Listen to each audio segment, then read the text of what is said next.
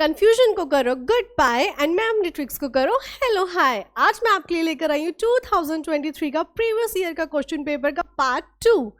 Miss करोगे तो परेशान होगे और पूरी वीडियो देखोगे तो एग्जाम आसान होंगे। तो चलिए स्टार्ट करते हैं।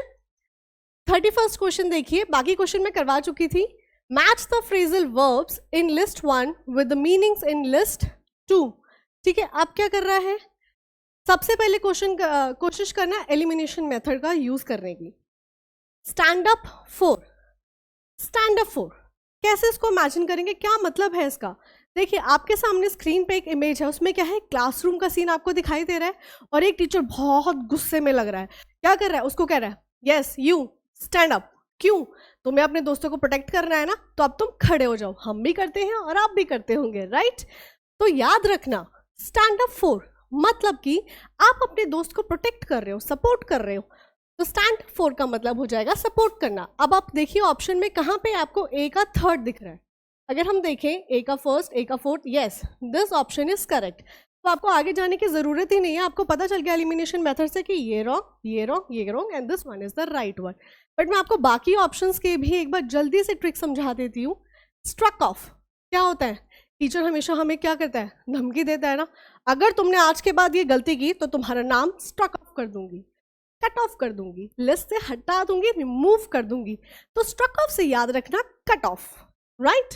मतलब स्ट्रक ऑफ, अच्छा मतलब कट ऑफ कहाँ से, लिस्ट से रिमूव कर दिया जाएगा, हटा दिया जाएगा। तो देखिए स्ट्रक ऑफ का मतलब हो गया हमारा रिमूव्ड। नेक्स्ट देखिए टेल अगेंस्ट क्या होता है। कभी कभार हम किसी से सुनते हैं ना, यार तुझे पता है वो क्या कर रहा था, तेरे बारे में बहुत बुरा बुरा कह रहा था, तेरे अगेंस्ट कह रहा था, है ना, तुम्हारे अगेंस्ट बातें कर रहा था। मतलब टेल अगेंस्ट मतलब प्रूफ अनफेवरेबल, ऐसी चीजें जो तुम्हारे फेवर में नहीं, ऑपोजिट कर रहा था। तो याद रखना tell against means proof unfavourable. उसके बाद टर्न अगेंस्ट, टर्न अगेंस्ट का मतलब क्या है, क्या लगता है आपको क्या होगा। टर्न अगेंस्ट देखिए, अभी तो कोई आपके साथ बहुत फ्रेंडली बिहेव कर रहा था, अचानक से ऐसा हुआ कि वो आपके अगेंस्ट मुड़ गया, है ना, अनफ्रेंडली हो गया आपसे। तो क्या लगता है ऑप्शन, बिकम हॉस्टाइल। हॉस्टाइल अगर आपको ना समझ में आए तो उसका देखिए तरीका, हॉस्ट इज इल। ठीक है, हॉस्टाइल को हमने ब्रेक कर दिया, हॉस्ट इज इल। क्या होगा, मतलब जब हॉस्ट जो है वो इल होता है, बीमार होता है, तो अग्रेसिव हो जाता है, अनफ्रेंडली हो जाता है, गुस्से में आ जाता है। तो आपको देख कर याद आ जाएगा, अच्छा होस्ट इज इल, जब वो बीमार होता है तो उसका तो बिहेवियर ही चेंज हो जाता है ना, एंग्री मोड में आ जाता है, एंग्री मैन बन जाता है। तो मतलब वो आपके खिलाफ हो जाता है, आपके टर्न अगेंस्ट हो जाता है। तो इसका हो जाएगा बिकम हॉस्टाइल का हो जाएगा turn against. Now come to question number 32।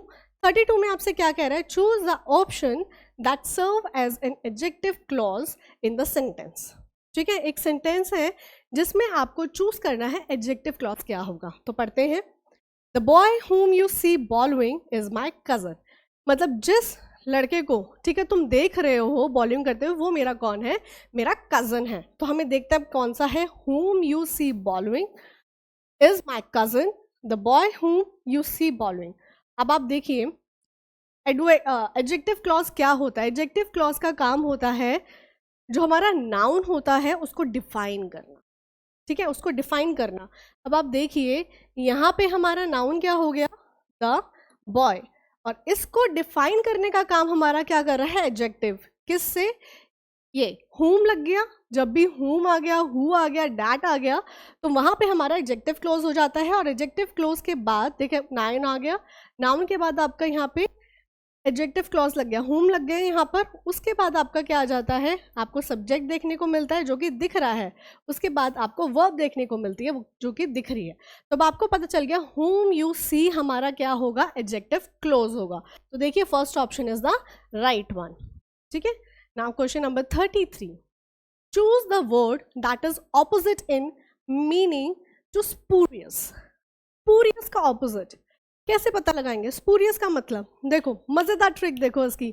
Spurious, spurious से याद करो, स्पूरियस इज सीरियस।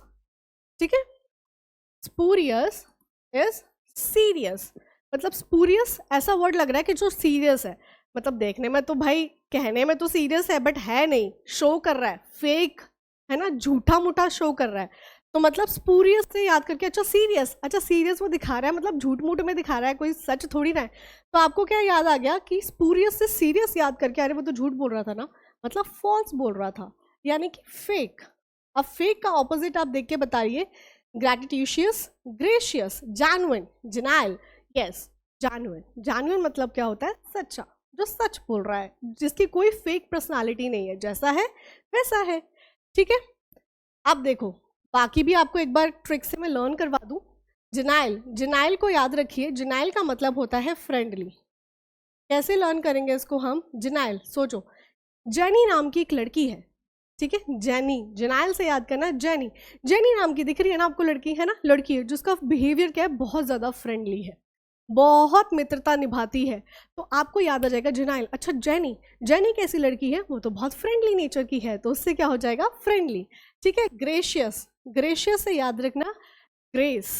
ठीक है, बिल्कुल ऐसा, जैसे इमेजिन करो एक डोर है, ठीक है, डोर से क्या है, एक लड़की बाहर निकल रही है, उसकी स्माइल कैसी है? बिल्कुल ग्रेसफुल है, जिसको देख के ऐसा लगता है कि हाय कितनी सॉफ्ट है, कितनी काइंड है ना। तो ग्रेशियस से याद रखिएगा ग्रेस। अच्छा ग्रेसफुल स्माइल, अच्छा मतलब कि सॉफ्ट यानी कि काइंड।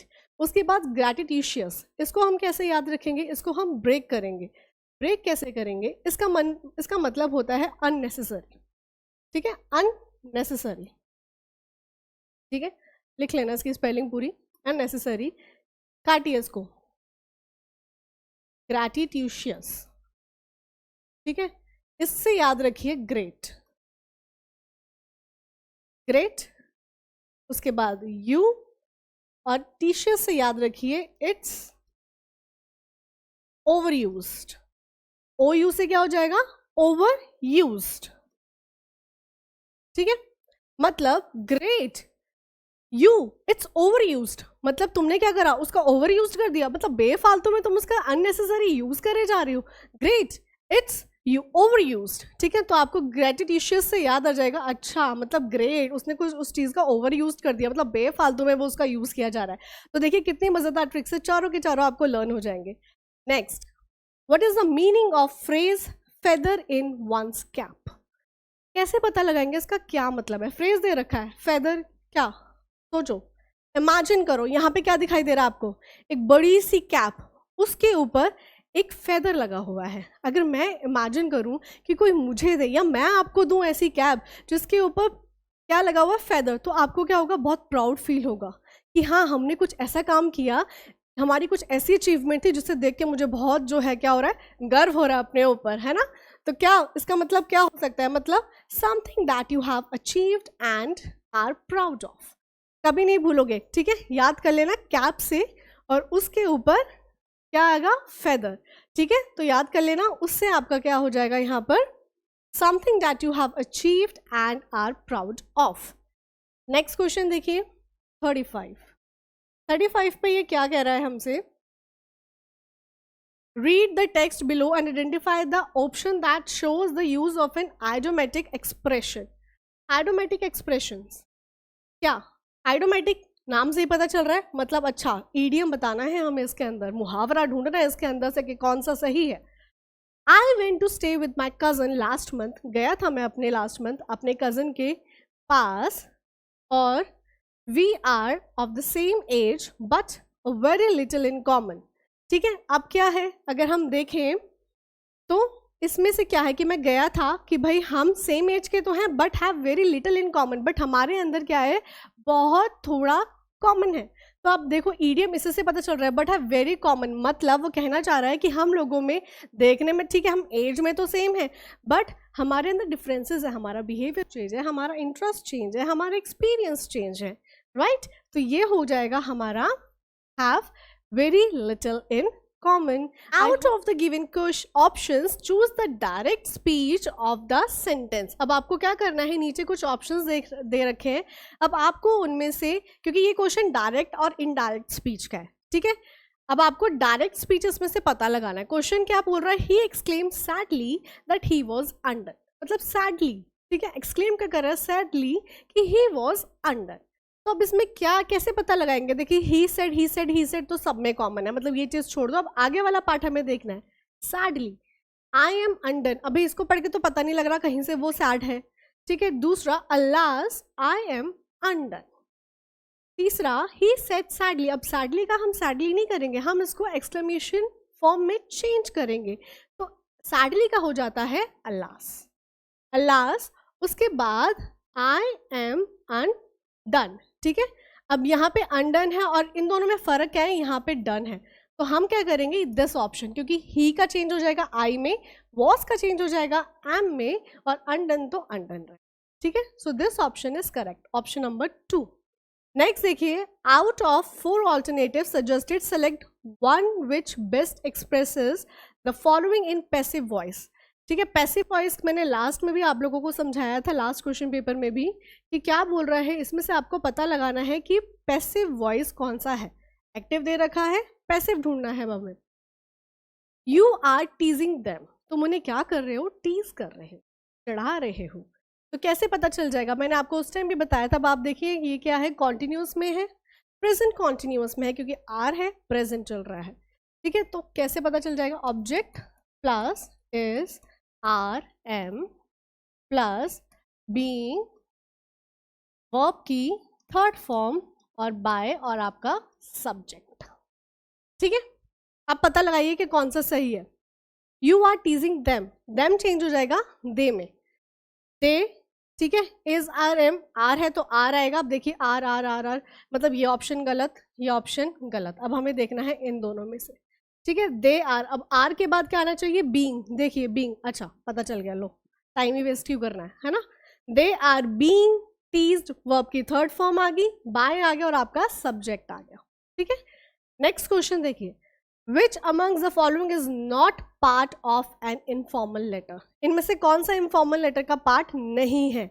एड्रेस ऑफ सेंडर, यही नहीं होगा तो हमारा लेटर ही कहाँ जाएगा। सैल्यूटेशन होना भी मस्ट है। इनवॉइस, बिल, चलो देखते हैं आगे, आगे वाला पढ़ लेते हैं। द सिग्नेचर, ये भी मस्ट है, मतलब ये दिस ऑप्शन, इनवॉइस, बिल का क्या काम है लेटर में, इनफॉर्मल लेटर में बिल का क्या काम है, राइट। तो ये हमारा गलत ऑप्शन है। नेक्स्ट देखिए, match the blanks in list 1 with suitable articles in list 2, articles पता लगाने हैं। एलिमिनेशन मेथड से पहले सॉल्व करने की कोशिश करेंगे कि जल्दी से ट्रिक सॉल्व हो। Dash unreasonable long explanation was given by the defaulter, you है, ठीक है, ए ई आई ओ यू, वॉवल्स है हमारे, वॉवल्स के साथ हमारा क्या यूज होता है, एन यूज होता है, वॉवल के साथ क्या यूज होता है हमारा, एन यूज होता है, ठीक है। तो अब यहाँ पे हमारा एन आना चाहिए, एन अनरीजनेबल लॉन्ग, क्योंकि यू है हमारा यहाँ पे, तो ए का ऑप्शन देखिए एन, ये थर्ड, ए का थर्ड ऑप्शन कहाँ दिखाई दे रहा है, इसको एक सेकंड देखिए, ए का थर्ड ये रहा ऑप्शन ए, मतलब लो आगे बढ़ने की ज़रूरत ही नहीं है, यहीं से हमें क्लियर हो गया कि क्या आना चाहिए, एक ऑप्शन थर्ड, ठीक है। एक बार और पता लगा लेते हैं आगे करके। The dash BBC is starting a new documentary, BBC आपको पता चल रहा है कुछ पर्टिकुलर किसी चीज़ का नाम शो कर रहा है, ये है ना, पर्टिकुलर है, पर्टिकुलर के लिए हमेशा द का यूज़ किया जाता, तो यहाँ पे द आना चाहिए। तो देख लेते हैं फर्स्ट क्वेश्चन, मतलब बी का फोर्थ, यस 100% हमारा ये ऑप्शन जो है आप करेक्ट है, ठीक है। तो ऐसे एलिमिनेशन का मेथड का यूज़ करोगे, जल्दी से जल्दी अपने क्वेश्चंस को सॉल्व करोगे और अपना टाइम भी सेव करोगे। आई होप आपको ये वीडियो अच्छी लगी होगी, अपने फ्रेंड्स के साथ शेयर करना, सब्सक्राइब करना मेरे चैनल को। Thank you for your support.